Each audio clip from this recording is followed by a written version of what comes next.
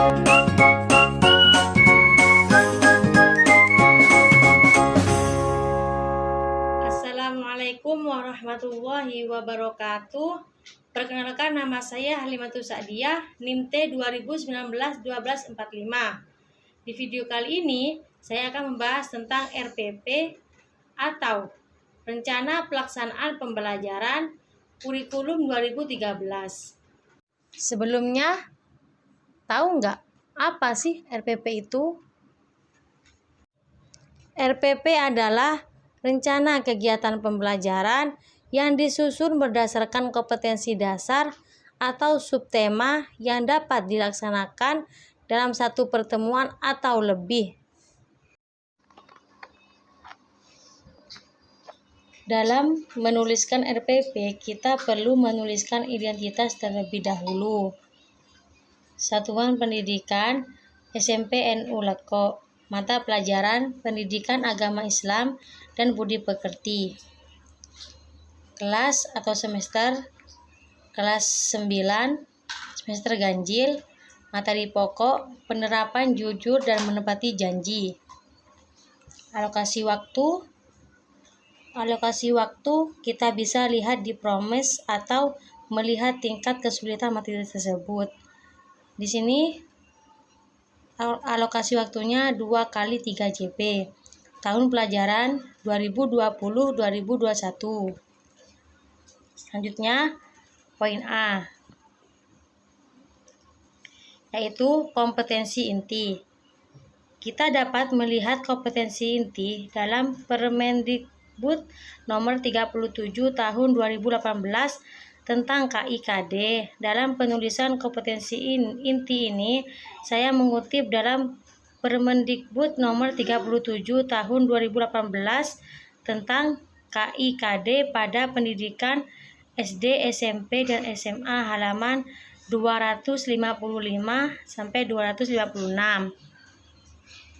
Yaitu KI 1, KI 2 sampai KI 4. Yang poin B, kompetensi dasar dan indikator.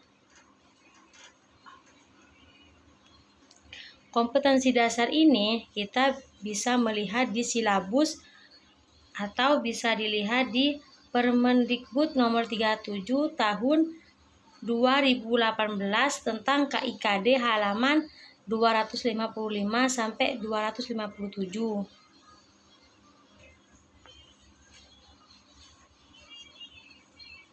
Materi ya saya tentang perilaku jujur dan menepati janji. Kemudian ditulis KD-nya mulai dari KD 1.5, 2.5, 3.5 sampai 4.5. Dari kompetensi ini kita dikembangkan menjadi indikator pencapaian kompetensi. Dalam merumuskan indikator harus memenuhi tingkatan kompetensi yang digunakan dalam kompetensi dasar. Dalam taksonomi Bloom terdapat 6 tahapan yang bisa dikenal dengan C1 sampai C6. Dalam penulisan indikator ini, kita melihat kata kerja yang digunakan dalam KD, kemudian kita bandingkan dengan tabel kata kerja operasional taksonomi Bloom edisi revisi.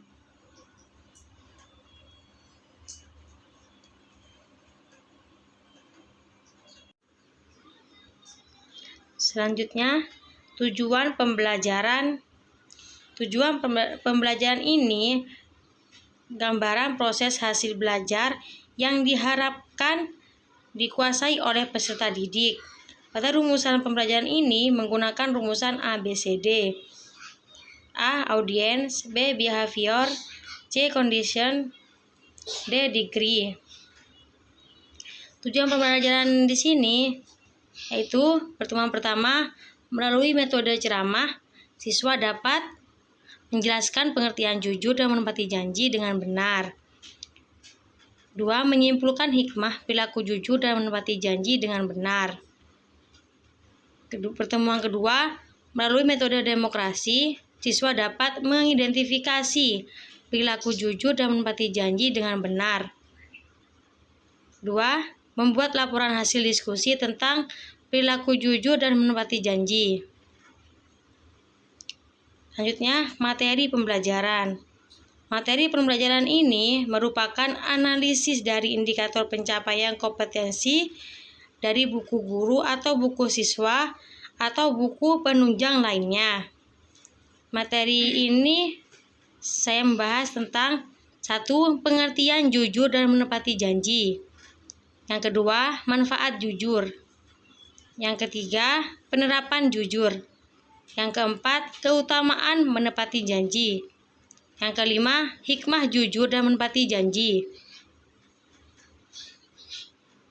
Selanjutnya, metode pembelajaran, yaitu ada pendekatan, metode, teknik. Pendekatan dapat diartikan sebagai titik tolak atau sudut pandang kita terhadap proses pembelajaran. Dalam pendekatan ada 2. Yang pertama, berpusat pada guru. Yang kedua, berpusat pada siswa. Di sini saya memilih pendekatan edukatif dan saintifik karena di materi ini atau metode ini saya tidak hanya berpusat pada siswa, akan tetapi juga berpusat pada guru. Metode merupakan jabaran dari pendekatan. Satu pendekatan dapat dijabarkan ke dalam berbagai metode. Metode adalah prosedur pembelajaran yang difokuskan ke pencapaian tujuan. Nah, di sini saya memilih metode ceramah dan demonstrasi. Teknik adalah cara yang dilakukan seseorang dalam rangka mengimplementasikan suatu metode. Misalnya, cara yang bagaimana yang harus dilakukan agar metode ceramah yang dilakukan berjalan efektif dan efisien. Nah, di sini saya memilih teknik tanya jawab. Nah, mengapa saya lebih memilih metode ceramah dan demokrasi dengan teknik tanya jawab? Menurut saya, materi tentang perilaku jujur dan menepati janji cocok untuk memakai metode ceramah dan demokrasi dengan teknik tanya jawab. Karena metode ceramah dan demokrasi tidak hanya berpusat pada guru saja, melainkan juga berpusat pada siswa. Selanjutnya, media pembelajaran. Media pembelajaran yaitu alat bantu siswa untuk memahami suatu pembelajaran dengan mudah. Di sini saya memilih slide tentang perilaku jujur dan menepati janji serta video tentang perilaku jujur dan menepati janji. Selanjutnya, sumber belajar. Sumber belajar adalah segala sumber baik itu berupa daya, data, orang, lingkungan, dan wujud tertentu yang digunakan untuk mendukung proses terjadinya belajar mengajar yang lebih efektif dan efisien dengan tujuan mempermudah peserta didik dalam mencapai tujuan belajar mengajar yang dicapainya. Sumber belajar yaitu pertama, buku Pendidikan Agama Islam dan Budi Pekerti kelas 9 revisi 2017 Jakarta, Kementerian Pendidikan dan Kebudayaan. Yang kedua, internet.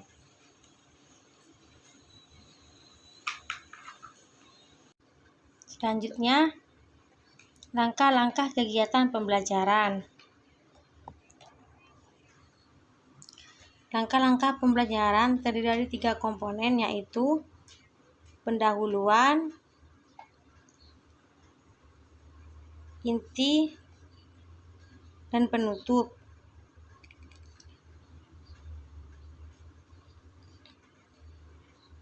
Pertemuan pertama, pendahuluan, yaitu guru mengucapkan salam, berdoa dengan hikmat yang dipimpin oleh salah satu siswa, mengabsen dan mengkondisikan kelas.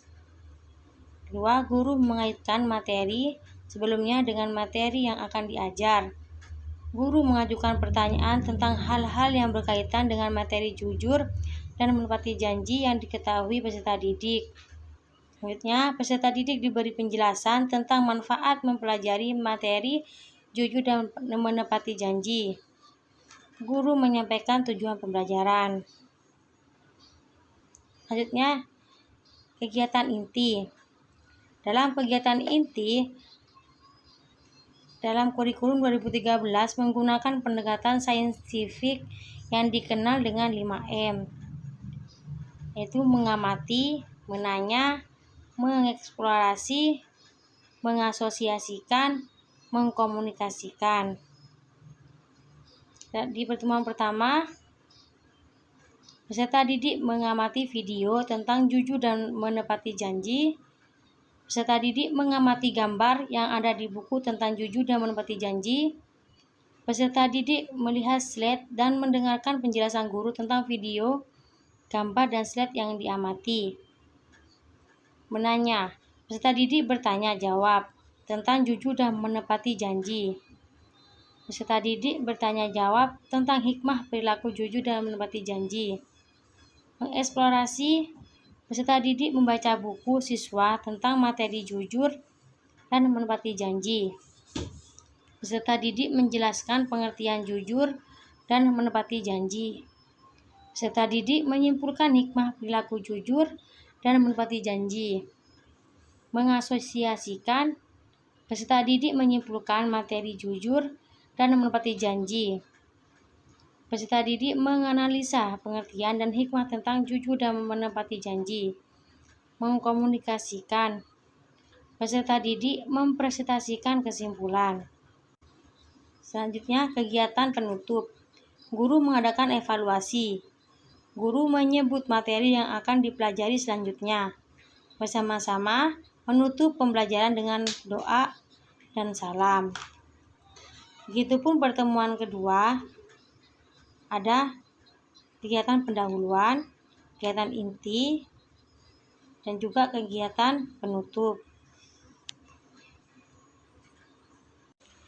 Selanjutnya, penilaian yang terdiri dari penilaian sikap, penilaian pengetahuan atau tes tulis, penilaian keterampilan atau unjuk kerja.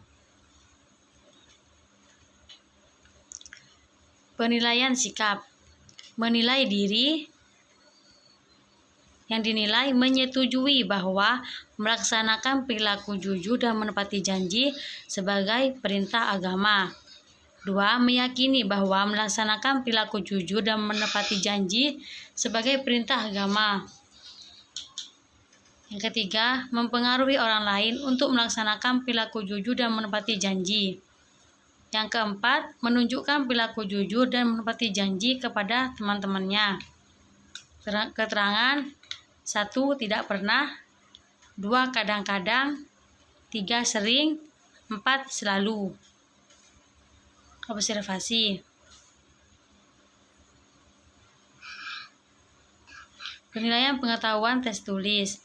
Yang pertama, jelaskan pengertian jujur dan menepati janji. Yang kedua, bagaimana menurut pendapat kamu apabila ada seorang teman berbohong kepada orang lain? Berilah contoh perilaku jujur dalam bergaul dengan orang lain. Yang keempat, jelaskan bahaya jika seorang mengingkari janji. Yang kelima, bagaimana menurut pendapat kamu apabila ada seorang pemimpin yang mengingkari janji? Penilaian keterampilan atau unjuk kerja.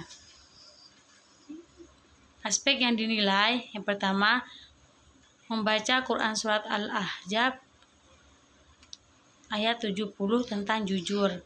Membaca Quran Surat Al-Imran ayat 77 tentang menepati janji. Menghafal surat tentang jujur dan menepati janji. Menceritakan perilaku jujur dan menepati janji dalam kehidupan sehari-hari. Skor penilaian: A. Tidak bisa. B. Bertata-tata. C. Lancar. D. Sangat lancar. Kriteria nilai: 80-100 baik sekali, 70-79 baik, 60-69 cukup, 60 kurang. Cukup sekian video dari saya, kurang lebihnya mohon maaf. Wassalamualaikum warahmatullahi wabarakatuh.